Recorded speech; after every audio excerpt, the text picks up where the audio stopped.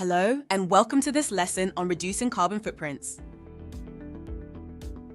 In today's lesson, we will start by describing various actions to reduce emissions of carbon dioxide, such as using renewable energy and improving energy efficiency. We will then explore methods to reduce methane emissions, including reducing waste and managing livestock emissions. Finally, we will discuss the challenges of strategies to reduce emissions. So far, you've become familiar with the concept of a carbon footprint, which measures the total amount of greenhouse gases produced by human activities, typically expressed in equivalent tons of carbon dioxide. Building on this foundation, today's lesson will enhance our understanding of how different actions and strategies can specifically target reducing our carbon footprint by mitigating emissions of key greenhouse gases like carbon dioxide and methane. Let's get started. One of the most effective ways to reduce carbon dioxide emissions is by shifting to renewable energy sources. Unlike fossil fuels, renewable sources such as solar and wind do not release carbon dioxide when generating energy. Let's look at these energy sources in a little more detail. Solar energy involves capturing sunlight using solar panels. The sun's energy is then converted into electricity without emitting greenhouse gases during operation.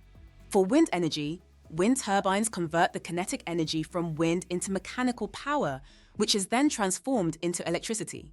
Again, this is done without emitting any greenhouse gases during operation. For more information on these processes, check out our physics paper 1 energy module videos. Improving energy efficiency is another critical step to reducing emissions.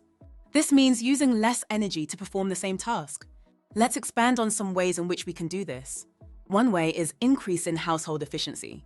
Installing double-glazed windows, using energy-efficient light bulbs, and upgrading to modern appliances can significantly cut energy use.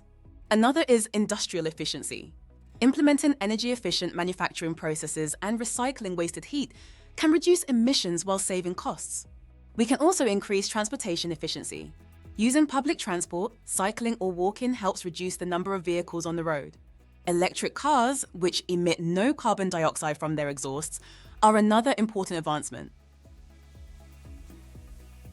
Let's look at another way that carbon dioxide emissions can be reduced.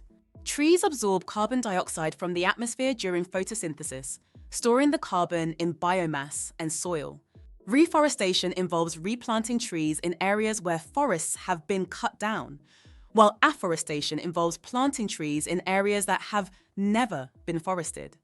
These practices increase the Earth's capacity to sequester carbon dioxide, thus reducing its concentration in the atmosphere. Methane, though less abundant than carbon dioxide, is a much more potent greenhouse gas. Several strategies can help manage and reduce methane emissions.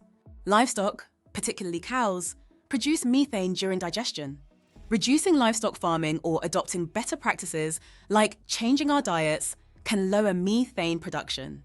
For instance, adding certain supplements to cattle feed can reduce the amount of methane their digestive systems produce. Also, cutting down on the amount of red meat that we consume reduces the demand for livestock, and thus reduces our methane emissions. Landfills release significant amounts of methane as organic waste decomposes anaerobically. By capturing this methane using systems of wells and pipes, it can be used as a source of energy instead of being released into the atmosphere. Wasting food increases the emissions associated with its entire life cycle, including production, transportation, and decomposition. Encouraging composting also helps, since composting organic waste produces less methane compared to landfills. While these strategies show promise, several challenges need to be addressed. One is economic. The initial cost of renewable energy technology can be high, and in some regions there is still a heavy dependence on fossil fuels. There can also be socio-political challenges. Change is often resisted due to established habits and lifestyles. People don't like to be told to change their diets or to stop taking long-distance flights.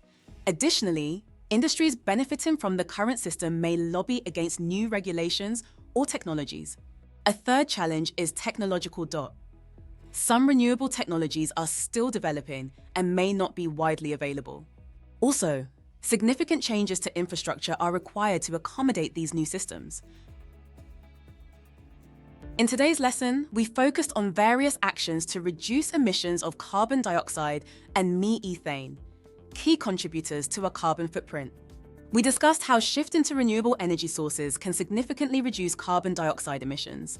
Additionally, improving energy efficiency further cuts down on emissions. We explored reforestation and afforestation as methods to absorb carbon dioxide from the atmosphere. For methane reduction, we examined livestock management practices, waste management techniques, and reducing food waste.